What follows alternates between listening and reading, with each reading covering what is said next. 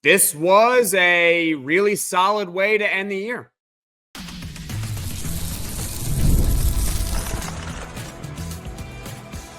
You are Locked On Syracuse, your daily podcast on the Syracuse Orange. Part of the Locked On Podcast Network, your team every day. Syracuse basketball beats Virginia inside the Dome 84-70. It has not been the best season for Syracuse basketball, but you know what? At least they end the regular season on a high note with an absolute beatdown over Virginia in the Dome. Hello, everyone. I'm Jackson Holzer, and this is Locked On Syracuse. And thank you for making Locked On Syracuse your first listen of every single day here on the Locked On Podcast Network. It's your team every day. And of course, we are always free and available wherever you get your podcasts. And this is a post-game reaction show. Later on, we will talk about Syracuse in the ACC Tournament. That starts on Tuesday night. Eddie Lampkin was a monster in this game. JJ Starling, not so much, but that actually might be a positive for Syracuse as we enter postseason action.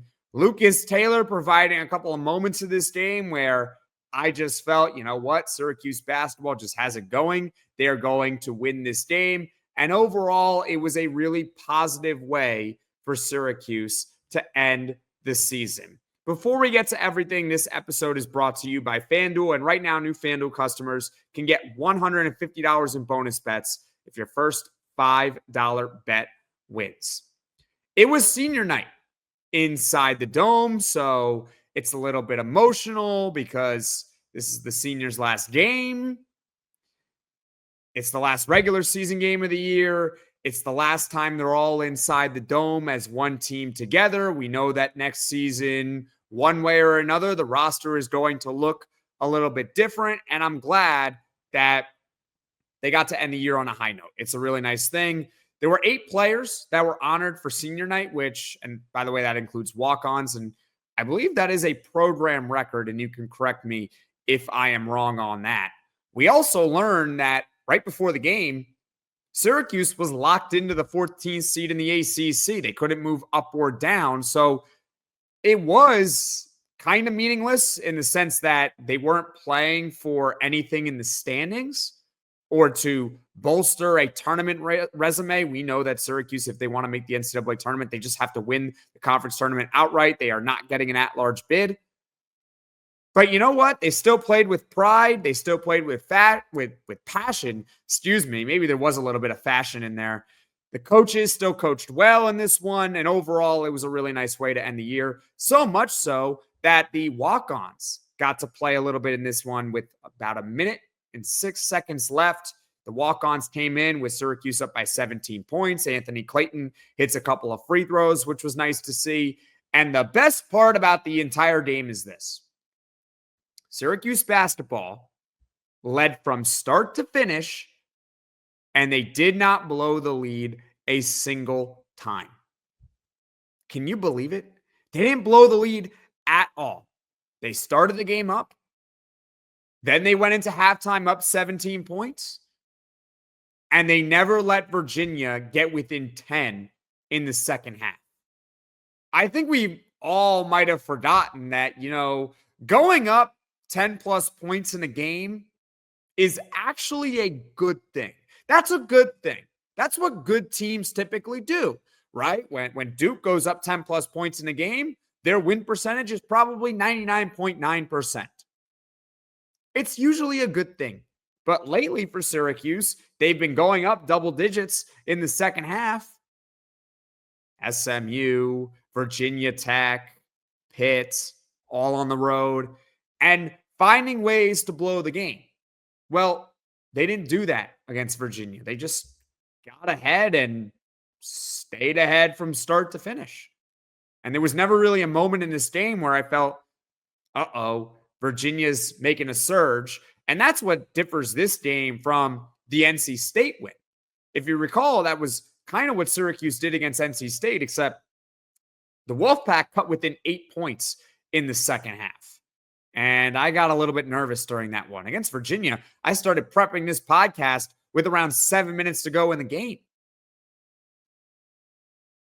So credit to Syracuse for getting the lead and holding the lead from start to finish. And there were a couple moments in this game where I felt this is just Syracuse's night. You just throw your arms up in the air and you say, that's not supposed to happen.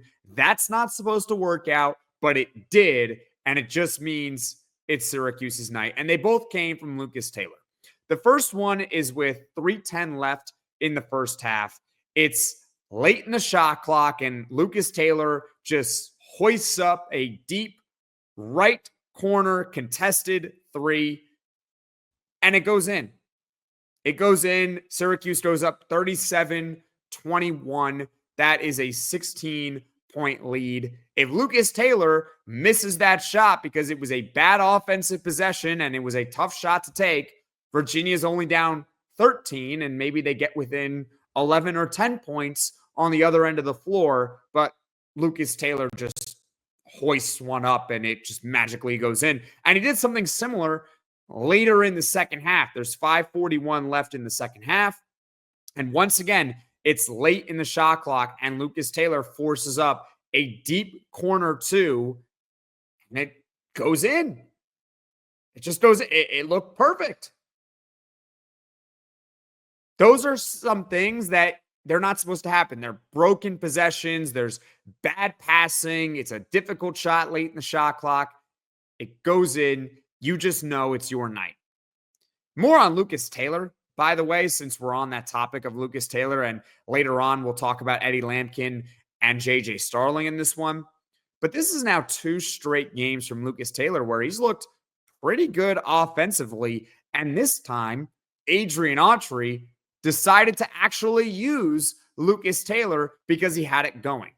Last game against SMU, he had 13 points. He shot 5 of 7 from the field, but he only played 16 minutes in the game.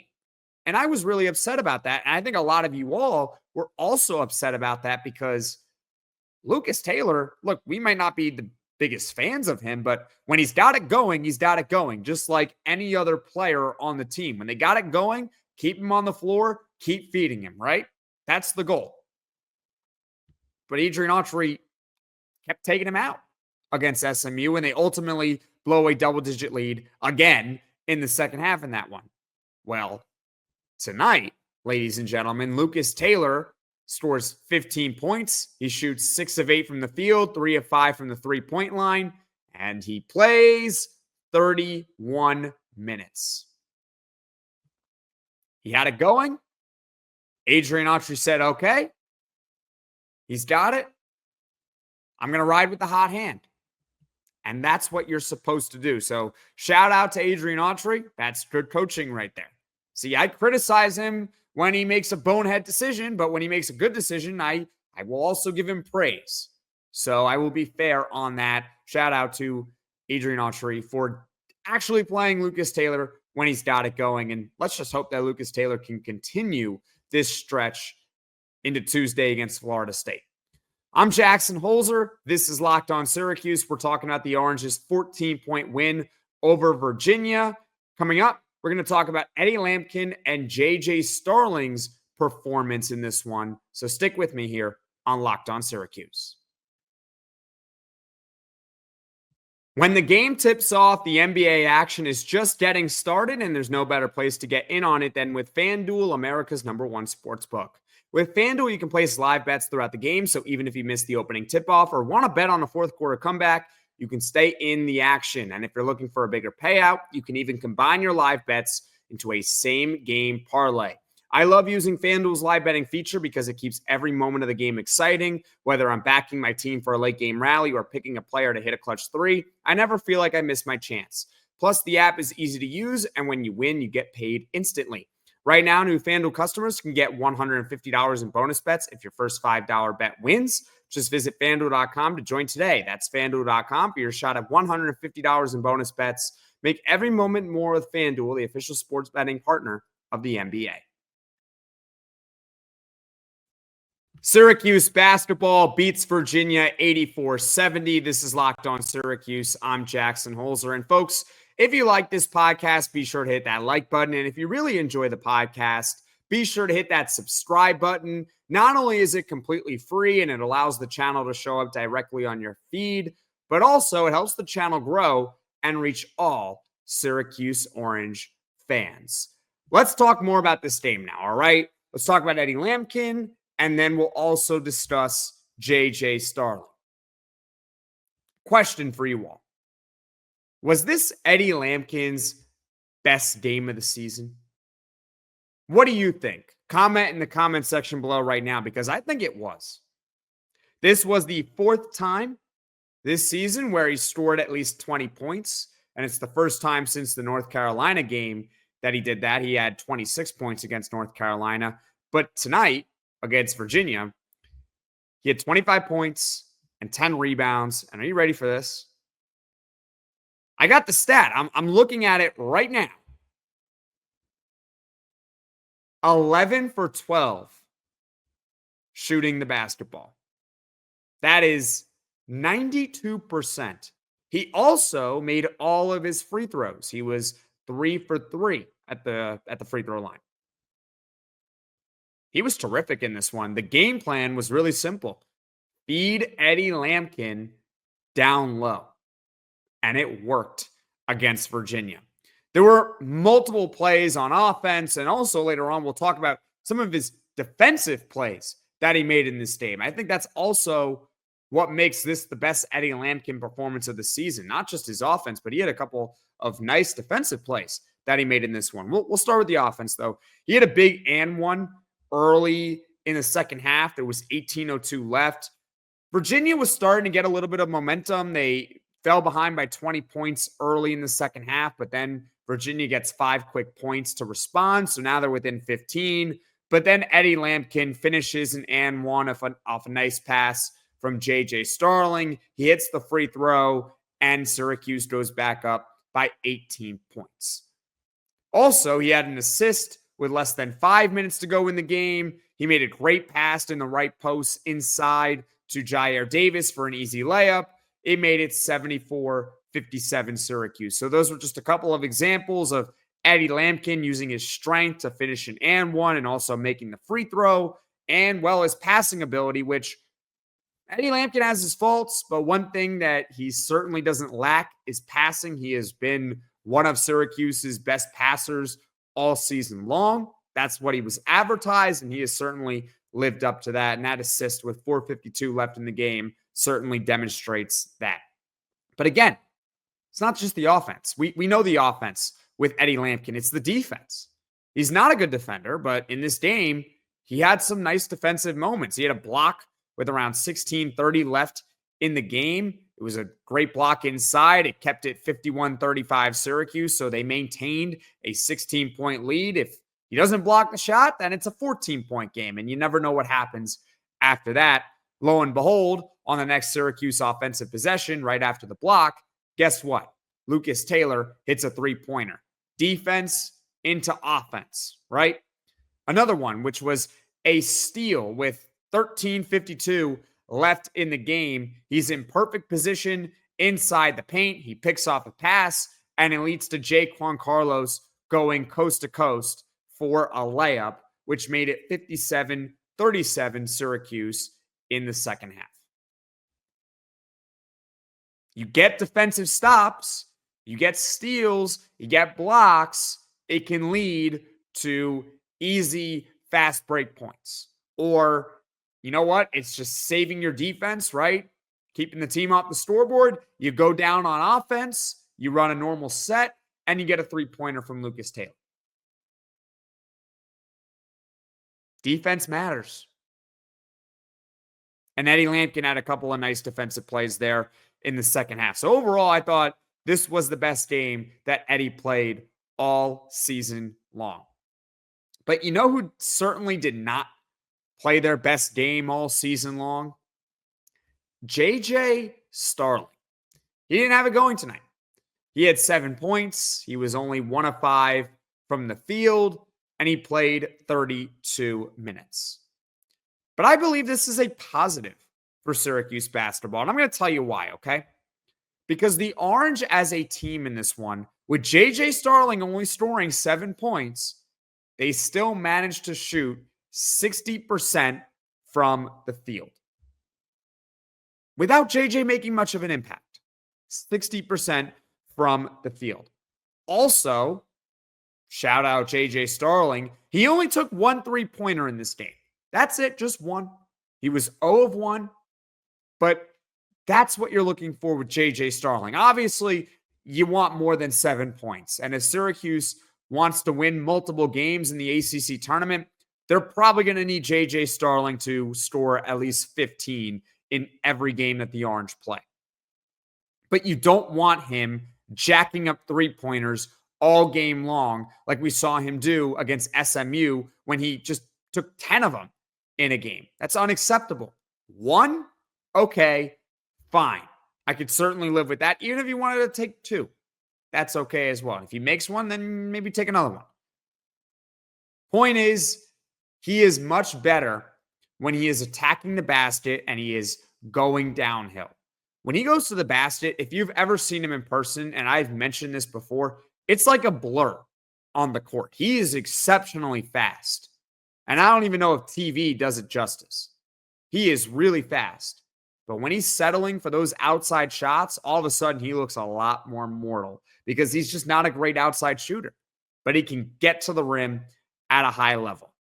So, yeah, he did not have a good day. Obviously, 7 points is not ideal. But going forward in the conference tournament, you don't want JJ Starling jacking up a ton of 3-pointers, which he did not do against Virginia. So hopefully that trend continues and he keeps going to the rim, staying aggressive, and the scoring will come because it's JJ Starling. So overall, Eddie Lampkin really good, JJ Starling not so good, but I still think it's a positive for Syracuse because they still had a very nice offensive game against Virginia. I'm Jackson Holzer. This is Locked On Syracuse. We are talking about Syracuse's 84-70 victory over Virginia inside the Dome on Senior Day. Coming up, we'll talk about the ACC Tournament, which starts on Tuesday. So stick with me here on Locked On Syracuse. We're all about the stats because numbers don't lie. And when it comes to the all-new Nissan Armada Pro 4X, the numbers are on an MVP level. With the ability to tow up to 8,500 pounds, it can quite literally carry the whole team plus the gear wherever you need to go. It's powered by a twin-turbo V6 engine, delivering the strength and performance to handle highways, back roads, and everything in between. And with room for up to 8 people, the Armada Pro 4X is built for big crews, big adventures, and even bigger memories. Whether you're exploring off-road trails or rolling up to the arena, the Armada Pro 4X brings power, versatility, and style wherever you go. Take your adventures to new heights in the all-new Nissan Armada Pro 4X. Learn more at nissanusa.com. We have reached the end of the regular season. Syracuse finishes 13-18 overall, 7-13 in the ACC, and they are the 14th seed in the conference tournament. The first year, by the way, where not every conference team makes the conference tournament, which, by the way, side note, that's a really good thing. I don't believe that every single team should be able to make it. The regular season should count for some. I digress. We also know who the opponent is going to be. Syracuse is going to take on 11th seed Florida State Tuesday at 7 p.m. Eastern.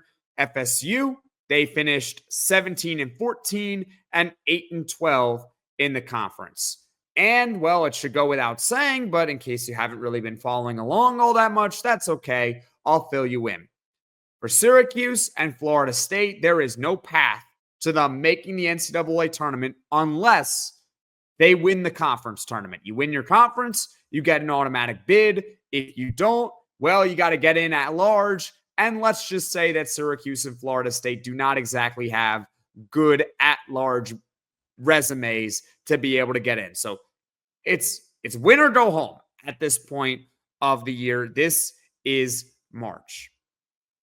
Now, Syracuse and Florida State played earlier this season. They played over 2 months ago. It was on January 4th in Tallahassee. Syracuse had a full roster. I believe it was the first game that JJ Starling returned from that hand injury. Donnie Freeman was about to play his final game in a Syracuse uniform this season. Hopefully not for his entire career. We'll see what happens in the next week or so. But the roster was whole, and Syracuse lost to Florida State by 16. The score was 90-74. It was an embarrassing game for Syracuse in that one. Now, at least, it's a neutral site. The conference tournament is going to be in Charlotte, North Carolina. And I do think that Tuesday is going to be a little bit different than that game 2 months ago. And I will tell you why. Because Syracuse has been playing better lately. They have. Now, it hasn't necessarily always translated to wins, but they have been playing better over the last 5 games. Because over the last 5 games, I'm going to describe them to you all right now. You ready? Pitt, they led by double digits in the second half. They lost the game. NC State, 14-point win. Virginia Tech, led by double digits in the second half. They lost the game in overtime. Then you have SMU, led by double digits in the second half. They lost the game with a few seconds remaining on a last-second layup. Then Virginia, which was the game tonight, 14-point win. So over the past 5 games, Syracuse basketball has built a double-digit lead in the second half. Now, it stinks that they have not been able to go 5 for 5 and win all of those games. It's frustrating, but that shows improvement in the sense that they're building the leads. They are building these leads. So they're playing better. Earlier this season, they were not building double-digit leads unless it was against a mid-major, which against some of the mid-majors they really struggled against at the beginning of the season. So they're building these big leads. They're playing better. But obviously, the final component to that is finishing those games off. But they are playing a lot better than they were 2 months ago. Now, the broadcast kept talking about an NC State run. Who's going to be the NC State this season? For those that don't know, NC State last year in the ACC Tournament, they were one of those teams where they had to win 5 games in 5 days just to make it to the NCAA Tournament. They were not going to get in at large. They end up going on a magic carpet ride through the conference tournament, and they end up going to the Final Four. It was a true miracle that that team went to the Final Four. I'm not going to sit here and tell you that Syracuse is going to do something like that. In fact, I'm going to tell you right now they're not. They are not going to win 5 games in 5 days and make the NCAA tournament. But what I can tell you is this. I will not be surprised if Syracuse somehow manages to win 2 games in the conference tournament. I wouldn't be surprised. And I have been very negative on this team pretty much from the start of the season because they have not really been playing well since the start of the season. But they can win 2 games. I'm going to tell you why. Their first opponent is Florida State. They could get boat raced again. Hopefully it ends up being a little bit different. But if they somehow get by Florida State, the next opponent, I believe, is SMU.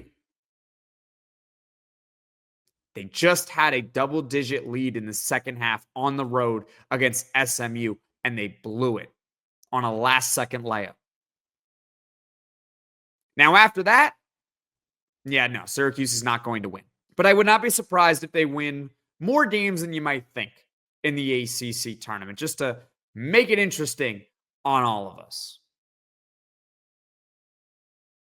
Anyway, as far as what is coming up on the podcast in the future, on Monday, we will have a regular season in review. We will talk about everything that we went through during the Syracuse basketball regular season. And on Tuesday, the fun begins.